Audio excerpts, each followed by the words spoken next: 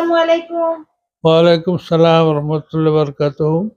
আচ্ছা আঙ্কেল, আপনি এলাকার জনপ্রতিনিধির কাছে আপনার কোন বিষয়টি বলতে চান? আমি উল্লেখ করব বিশেষভাবে মসজিদে যাতায়াতের রাস্তা ঠিক করার জন্য।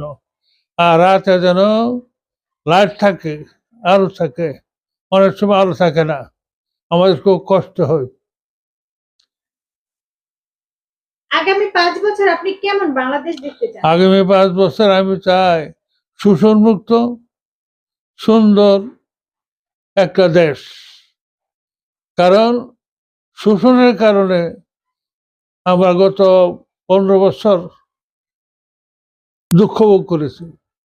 আমি চাই এই দেশে যেন আর শোষণ না আসে, জলাজলি না আসে, মারামারি না আসে, মেয়েদের ইজ্জত নষ্ট করার চেষ্টা করা না হয়।